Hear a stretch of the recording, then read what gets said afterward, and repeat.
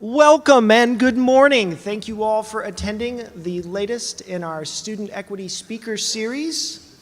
As you all know, student equity is very concerned with increasing opportunity and access to opportunity for our students. Both access and opportunity are, sorry, the volume just adjusted on me. Both access and opportunity are pivotal to a democratic society such as the one that we live in. We're very, very fortunate to have all of you here today to see Mr. Van Jones speak. I want to thank Trustee Vivian Malauulu for coming today. I know that whenever she heard the news, I got an email immediately expressing her interest in this, so I want to thank her for being here. I also want to thank the Student Equity Committee and, of course, President Oakley for all their support throughout this process. We will have a question and answer session immediately following Van's speech. The way that this will be conducted is you will be allowed to ask questions directly to Van. We're working on a microphone, so if there is some lag time on this, what we'll have you do is stand and enunciate loudly. At this point, it is my pleasure to introduce Alejandro Lomeli, a student trustee in his second term here at Long Beach City College. Alejandro has done a number of clubs, activities, and student government related practices here on campus. Alejandro is most recently the regional organizer for the College Promise campaign, and it gives me great pleasure to introduce him to you all here today.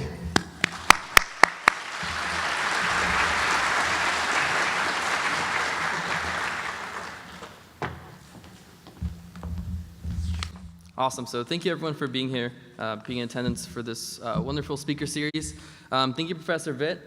I've had the privilege of being a student in 2 Professor Vitt's classes now, and every time you walk into his classroom, you can see the passion he really has for not only teaching, but actually having an impact on students' lives.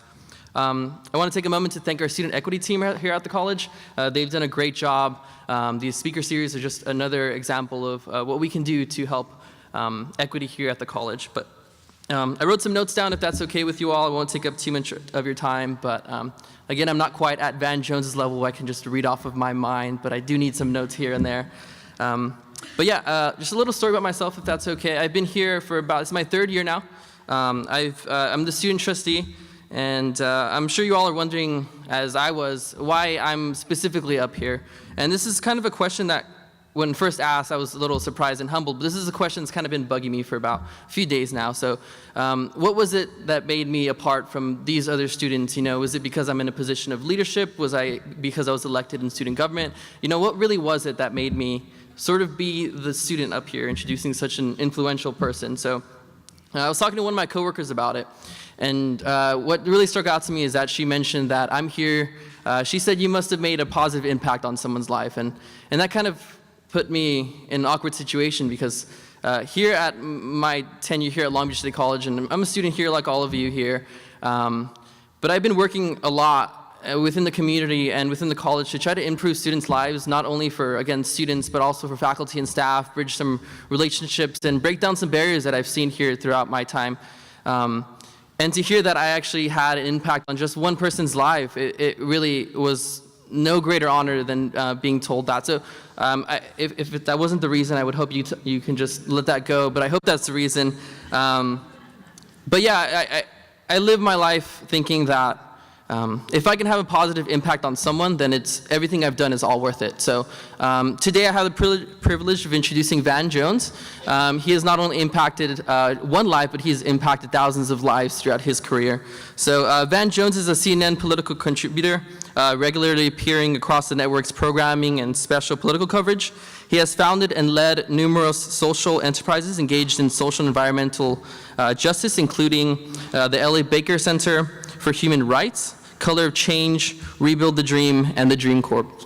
Van Jones is a Yale-educated attorney. In addition to serving as a political advisor to President Barack Obama, he is the author of New York Times bestselling books, The Green Collar Economy and Rebuild the Dream. So please, if you all can join me in welcoming Van Jones for today.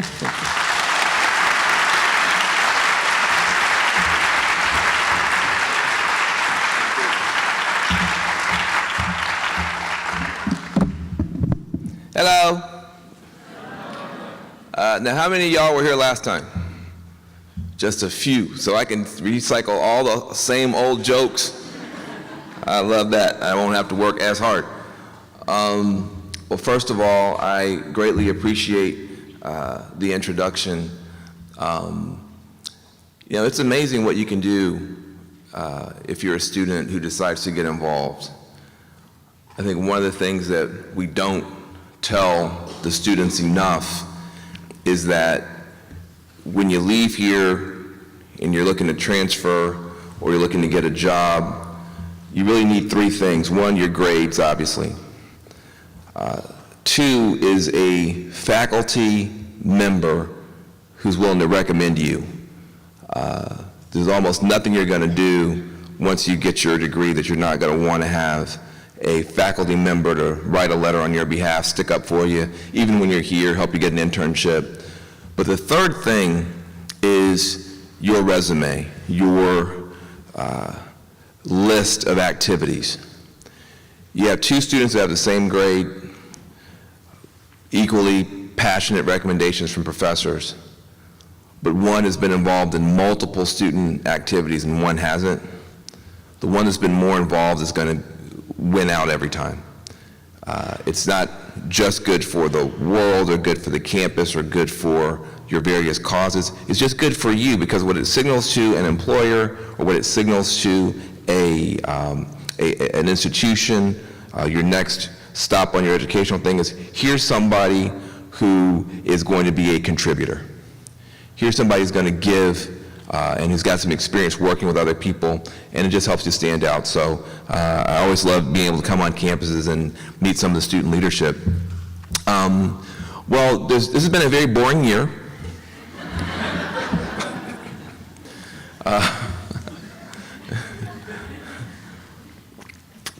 Nothing interesting happening at all in the country. So what do you guys want to talk about? For those of you who are sane enough and kind enough to yourselves that you don't watch television, I will tell you that I work for CNN. I get a chance to do commentary, political commentary. Because I work for President Obama and I have been a lifelong progressive activist, I get a chance to speak from one side of the conversation. But on CNN, we have both sides. So you have people who are for our orange person and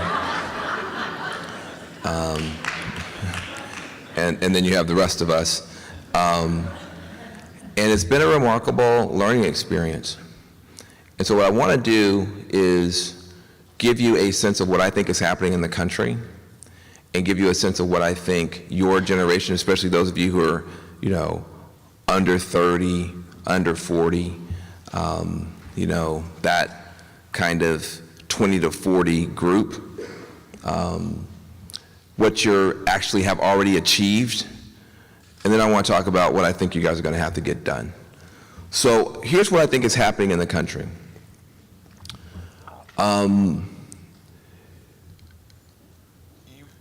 Things don't get this bat crap crazy overnight. By the time you're cutting on the television and the debate is over which candidate's staff member's husband is sexting with which teenager while the other candidate is groping people, you're far from where you would expect a functioning society to be. I mean, there is no country in the world that wouldn't be embarrassed to have this be the discussion. Did you or did you not grab the P word?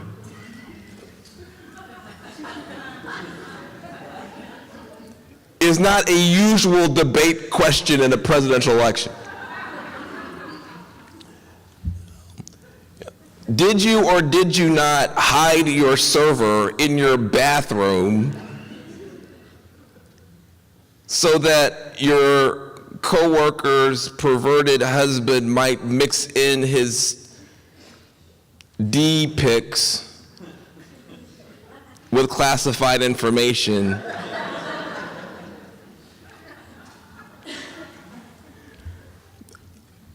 This is not the Gettysburg Address, okay? This is not.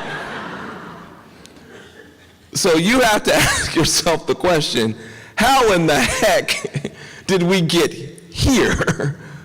Because what you're studying in class, when you're studying civics, when you're studying history, when you're studying American government, when you're studying foreign policy, is at a high level. And rightfully so, because the democratic republic that you live in, that you work in, that you worship in, that you pray in, is one of the most, probably the most remarkable achievement in human civilization. I mean, just look in this room. You have in one country every kind of human being ever born. Every color, every faith, every gender, every sexuality, every age group, every disability level, every kind of human being ever born living in one country. And we basically get along. I mean, you've got some countries where they have 2 ethnic groups and they fight all the time. You know, when I travel overseas, I'm like, you got 2? You can't get along with 2? I mean, there's 37 languages spoken in the Oakland school system, a town with 200,000 people. 37 different languages. And people in other countries can't get along with 2. So you're living in a country that is remarkable. No other country is even trying to do this. And if they do, then they've got some Saddam Hussein strongman that's kind of with guns keeping all the ethnic groups from fighting. And if you knock him off, then the whole thing falls into civil war. So the idea you've got a democratic republic with no authoritarian dictator keeping everybody in line, where people get a chance to vote and say whatever they want, and you've got and this thing actually works and functions. That's why people looked at this thing and have looked at this thing up until, I don't know, 18 months ago, and said, this is what we want in our country. This is freedom. This is justice. Now, we live in here know it doesn't look as good as it looks on the package, but it's been pretty dadgum good. So how do you wind up with the server stealer versus the groper? I mean, what happened?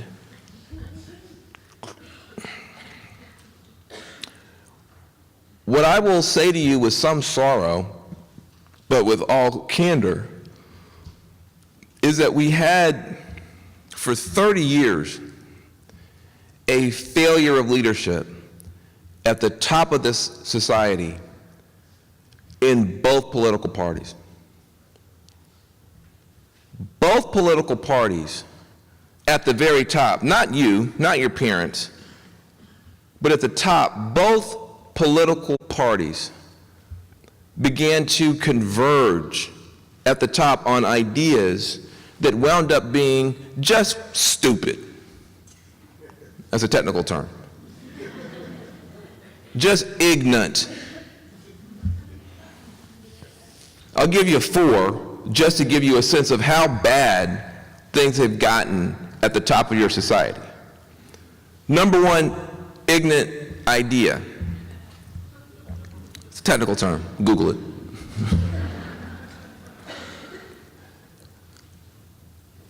Let's sign all these trade deals that make it easier for jobs to leave the country and factories to leave the country with no actual real plan for what you're going to do with all the workers who are left behind, call it NAFTA, call it GATT,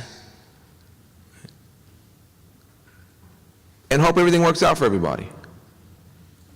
Both political parties signed off in the 90s on these trade deals. And what it meant was it suddenly was a lot easier for good jobs to leave and bad products to come in. Suddenly, you have factories closing and Walmarts opening all across the country. And so your job is left, but you can go and buy cheap crap from China at Walmart. Now, this was supposed to be a great deal. And honestly, for probably the majority of people, globalization has been a pretty good deal. You can go buy cheap crap from Walmart. And when you're in Walmart, you're happy to buy the cheap crap. But honestly, the beneficiaries of these global trade deals are pretty diffuse and basically ungrateful. You don't go to Walmart and go, hallelujah, thank God for NAFTA. You go to Walmart, and buy your crap. So, but the losers, the people who got hurt, the people who got crushed, the people who saw their factories closed down and their jobs closed down, and who were left with nothing, they are concentrated and they are pissed off. So both political parties signed off on trade deals that hurt people in Indiana and Ohio and Wisconsin and Michigan and this whole thing that you now call the Rust Belt. What sense does it make for you to live in a country where 5 or 6 whole states have been written off as the Rust Belt? Why should you have a Rust Belt in your country at all? You know what that means, Rust Belt? That means that there are factories that are sitting there rusting and rotting where people used to go and earn a living and feed their families and have some dignity and have some pride. And now they're sitting there empty. And we just laugh about, the Rust Belt. The Rust Belt. No, that used to be the industrial powerhouse of the entire planet in our country, with good union jobs and people going to work every day with a lunch bucket and coming home with a good paycheck, the backbone of our middle class flushed down the toilet with these trade deals that both political parties signed off on. Then, the same geniuses decide that the most oppressed people in the country, the most downtrodden people, the people who need relief because they're being crushed, are bankers on Wall Street.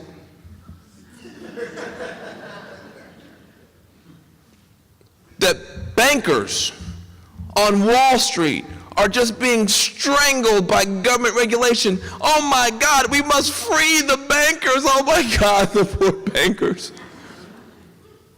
What did they ever do to you or me? So these geniuses deregulate the banks. What does that mean? It means the banks used to have rules and regulations that they had to follow, so they didn't give us another Great Depression. So they didn't give us credit card bills up the wazoo that we can't pay. They didn't juice the real estate market and then crash it so everybody loses their homes. They used to have rules. And in the 1990s, who was born in the 90s? Okay, so none of you are at fault. Don't feel bad. While you were walking around saying goo goo gaga and giving your parents full diapers, geniuses in both political parties said, not only are we going to do these trade deals, we're also going to deregulate the banks. What could possibly go wrong if we let Wall Street bankers do whatever they want to the country? And sure enough, in 2008, we dadgum near had the Great Depression all over again. Geniuses. Same geniuses top of both political parties, decide, let's build prisons from coast to coast. Right? We've got people doing drugs, and we should arrest them all and put them in prison. And that'll make everything better. So they immediately went to where all the drugs are. You know where all the drugs are? Country clubs, yacht clubs, Ivy League campuses. Look, I went to Yale for law school. I saw more drugs used at Yale than I ever saw in any housing project. Way more, way more. First of all, the kids in the housing project are broke, and the kids at Yale are rich, so they just add more money for more drugs. So I'm not saying there's...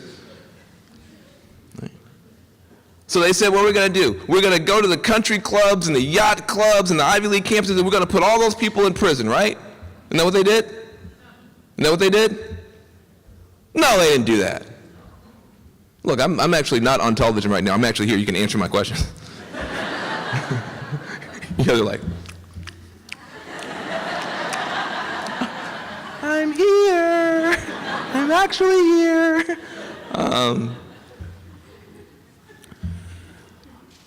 No! By the way, they didn't do that. Where'd they go? Projects. Where'd they go? The hood. Where'd they go? Huh?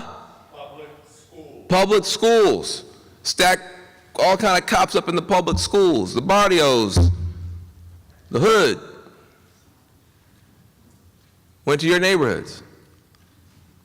And kids who were doing the same things that the rich kids were doing,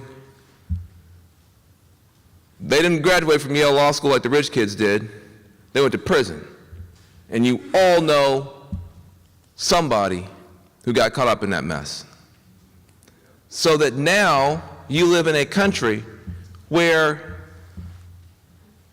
we, the United States of America, has locked up so many people that we are now the leading incarcerator in the world, the United States, the leading jailer in the world, the United States. The United States locks up more human beings than China. We have 300 million people, they have more than 1 billion. We lock up more people than China. We lock up a quarter of all the people locked up on planet Earth. We're only 5% of the population of planet Earth. 25% of the prisoners are here. 1 out of 4 people anywhere on planet Earth who are locked up, who are in chains, who are in shackles, who are holding onto those bars, 1 out of 4 are right here in the land of the free. Why?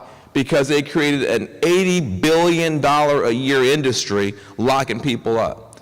$80 billion a year every year spent to lock people up. You now have an incarceration industry. Just like you have an automotive industry and a telecoms industry, you have an incarceration industry locking up mostly African American, Latino, and all overwhelmingly poor folk. Geniuses. And is the community safer now than it was? Are families stronger now than they were? Is the hood better now than it was?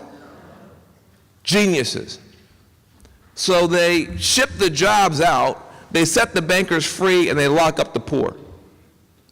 Then, because that's not smart enough, they then say, oh, and by the way, let's start a bunch of wars in the Middle East, because that always works out well for people. Both political parties, you can't blame the Democrats, you can't blame the Republicans. Bill Clinton and Newt Gingrich both signed off on NAFTA. Jerry Brown, your governor, up until 2 months ago, was a pro-mass incarceration governor. So you have a bipartisan, meaning both parties, failure at the top, not for 1 day, not for 1 week, not for 1 year, not for 1 decade, but for a whole generation. Your entire lifetime, the people at the top have been making massive mistakes. That's the truth. People get mad at me for saying it. I'm supposed to just bash the Republicans. Well, they suck. But just because the Republicans are dumb doesn't make the Democrats smart. The Democrats haven't done that much better. And that's why you see what you're seeing now. Your generation is now facing an establishment on the ropes and rebels on the rise. The Trump rebellion, the Bernie Sanders rebellion, the Black Lives Matter rebellion, the Dreamers rebellion, Occupy Wall Street rebellion, Tea Party rebellion. All throughout society now, you're seeing this rising discontent. And people with these things able to connect, able to shoot videos, able to post and tweet and like, and begin to say, listen, this is not working for us. That is very good news and very bad news. That is very hopeful and very scary. Because what it means is that people like you, people like us, are going to have more responsibility for the outcome. You can't just vote for somebody and hope it works out. You have to be much more involved and much more informed, because for the past 30 years you've been voting for people and hoping they did a good job and they did a bad job. You've been voting for people and hoping they would figure out the right thing to do when they did the wrong thing. And so now what you gonna do? I have no idea, but thank you very much. Just joking. Let me end on a more hopeful note. And for some of you, this isn't going to matter at all. But for some of you, this can be a life-changing set of insights about politics. They made a massive mistake by letting someone like me graduate from an Ivy League school and then go work in the White House and then come back and talk to you. This was not in their plans, trust me. Somebody got fired in multiple institutions. That guy should never have been allowed to get out of rural West Tennessee, should never have been allowed to get out of a crappy public school, should never have been allowed to get off the edge of a small town, should never have been allowed to have parents who grew up poor and in segregation, and then get to Yale and teach at Princeton and work in the White House and then come back and talk to real Americans. Because it screws up the whole plan. See, I'm a 9th generation American. 9th generation. But I'm the first person in my family born with all my rights respected by this government. I'm a 9th generation American. My family, I'm not talking about some stuff I saw on television or read in a book. My family was enslaved in this country. And not only was my family forcibly, racially segregated through violence and terror and law, my mother was born in segregation. My father was born under segregation. My parents were married under segregation. My cousin Kenya was born in 1965 before Johnson signed the last civil rights bill. So I'm the first person in 9 generations born with all my rights recognized by this government. Now I'm old, I'm not that old. So when they tell you, well, why, oh my God, there Van goes again playing the race card. That was 1,000 years ago. For God's sakes, can we move on? You got a black president. What do you want, like jobs?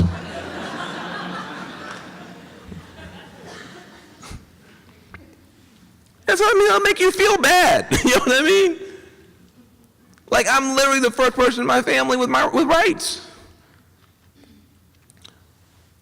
And so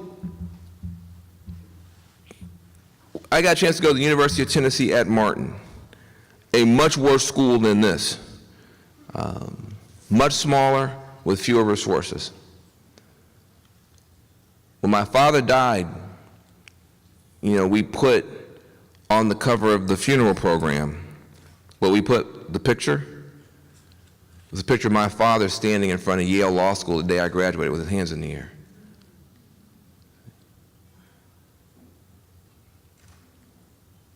Because my dad had told me, he said, when I was a child, they wouldn't have even let me on the campus as a gardener. And now you get to go with the big folks' families. You see.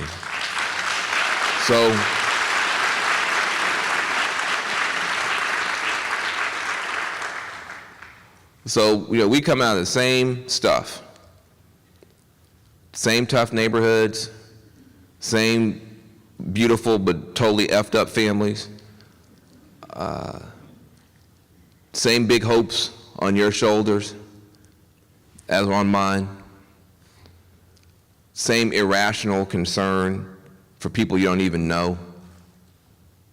Same hatred for discrimination and BS. Most of you guys are getting degrees. You want to be in the helping professions. You want to be teachers, you want to be nurses, you want to help other people. You're not trying to get a degree. Most of you go off and be a gazillionaire and put everybody down. Probably should. Your parents would be very happy if you did. But most people in the country are like us. And a few of us, if we work hard and we play it smart, we don't settle for C's, don't settle for B's even, try to get a 4.0 every time, get one or two of these professors who are here who want to help you. And by the way, nobody's a professor at a community college because they're trying to get rich. They're all here because they want to help you. And once a year, a student shows up that actually gets the joke and wants to be helped. Most of the time, people are just skating by. Breaks their heart, these teachers. Breaks their heart. Because they know what you could do. I had a few professors who understood, yeah, this is not the best school. It's not the top school. But I had a professor tell me something that changed my life. He said, you know what? It's not the height of the springboard. It's how strong that springboard is and how hard you hit it that determines how high you go. You have a very strong springboard here. You got a bunch of teachers that care about you here. And if you hit this springboard hard, you can go wherever you want to go. That's the truth.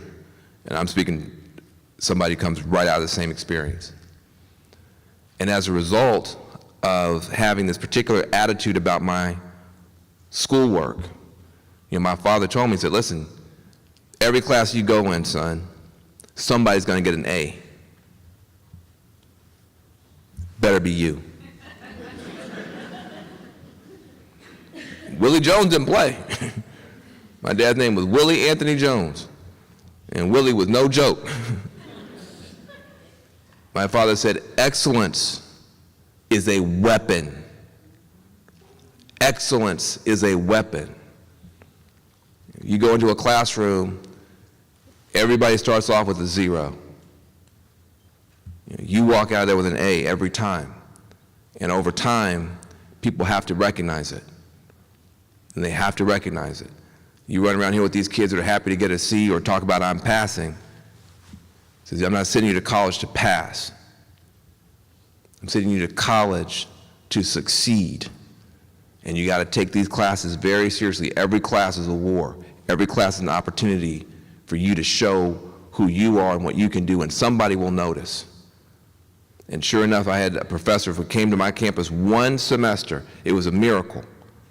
He hadn't been there for years before. He wasn't there years after, but he was on that, and he was connected with some of the big folks at the Ivy League schools. And he saw this one student just grinding, just grinding, just grinding. I was in student government. I was on a student newspaper. I was doing well. I didn't know what the future had for me, but I was putting forth the effort. And Ted Marsh said, you know what? I think you could go to an Ivy League school. I didn't even know what that meant. I didn't even know what the word Ivy League even meant. You know, he showed me a book of Yale and Harvard and all these different schools. I didn't know where they were. I'd heard of them, but I didn't even know where they were or know anything about them. And all I saw was at Yale, it was the smallest of all of them, and it was ranked #1, but also, they didn't have any grades. So I'm like, hey, you can't fail out if you ain't got no grades. So that's the one I'm going to. That was my whole thought process. I had no idea that 10,000 people were going to apply that year. I had no idea that they were going to accept 120 students out of 10,000. 10,000. I had no idea they were going to accept 120. I had no idea out of that 120, there were only going to be 19 African Americans. I had no idea out of that 19 African Americans, there was only going to be 2 from a non-Ivy League school. And out of those 2, I had no idea only 1 would be from the South. But I wound up being that one.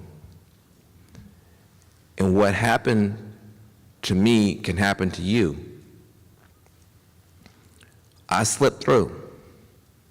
And suddenly I'm in this whole different world with all these fancy people who got all this fancy background and all these big words and all these credentials, and their mama had gone to Yale, and their granddaddy had gone to Yale, and their great-granddaddy had gone to Yale, and their great-great-granddaddy had founded Yale, and their last name was Yale, and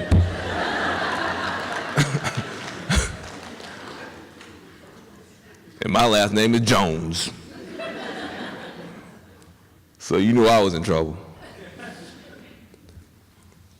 But I tell you this, when I got there, it was very hard. I hadn't read all the books that they had read. I hadn't gone to all these different countries that they had gone to. I had never been north of the Kentucky border. I had never seen an ocean. The biggest body of water I'd ever seen was the Mississippi River. True story. And they looked down on me. They did. Black students and white students. The blacks looked down on me worse. They were ashamed I was there because I made them look bad. I didn't dress how they dressed. I didn't have the, elocution. They were tougher on me than white kids were.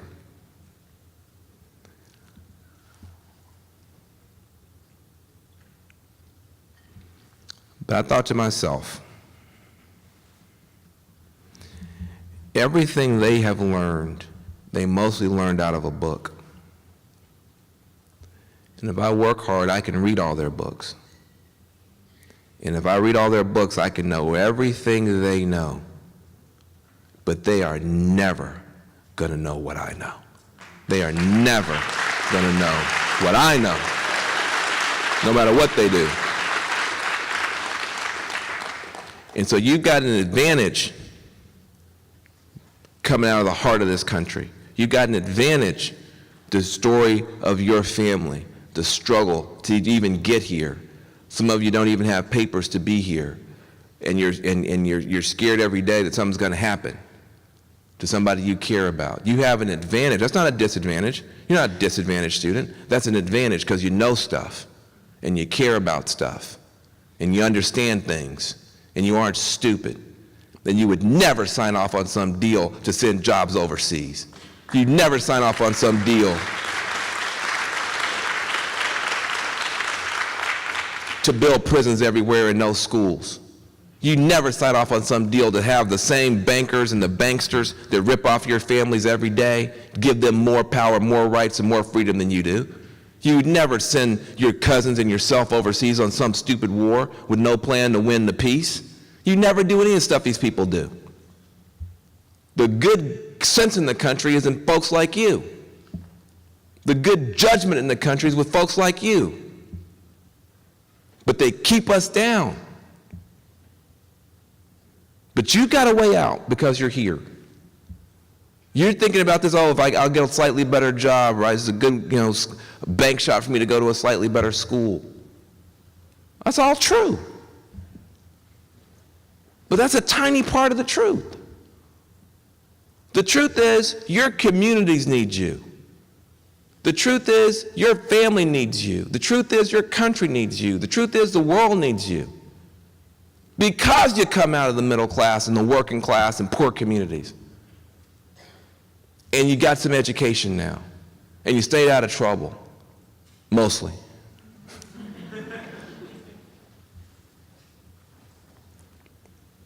And so when this election goes down, whoever wins, you always need two kinds of leaders to get positive change. You need the elected leader, hopefully a good one, hopefully at least one willing to be moved, but you also need the community leaders to stand up and move them. You see? And the greater force is with us. You standing up and saying, stop deporting people and stop destroying families and stop raiding folks. The whole dadgum country, the economy of this country is based on immigrants coming here and doing a good job every day. The entire economy. From the strawberry fields to Silicon Valley. I mean, from the food that people put on their tables every day to the apps people use to order the food is based on immigrants coming here and doing a good job. And to sit up here and to insult people.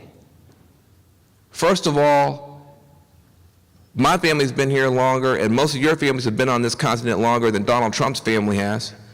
I just want to be very clear about that. Nobody's asked Donald Trump for his papers.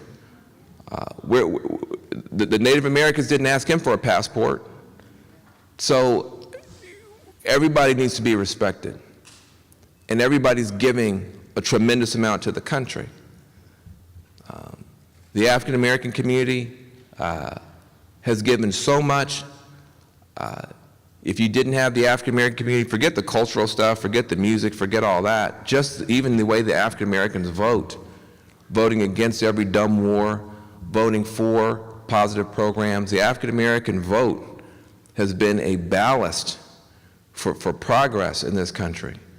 All of our communities. So you are in a position, because you're in school right now, to really make a tremendous change. It doesn't seem like it to you. You don't know how you're going to get your bills paid. You got kids at home. You got so many problems. You say, what's this guy talking about? That's what they want you to think. That's what they want you to think. But it's not true.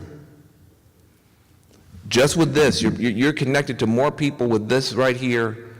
15 years ago, to have as many Facebook friends as you have right now sitting here, to have that an organization with that many people, 100 people, 400 people, 1,000 people, you had to have an organizer and a grant from the government and an office and telephones and fax machines. You have it sitting on it. These aren't toys. These could be tools to get something done. So, I believe in you. I sure don't believe in them. I've seen it. I've been there. I love President Obama and I love Michelle Obama, but the rest of the people in that town need to, need some help.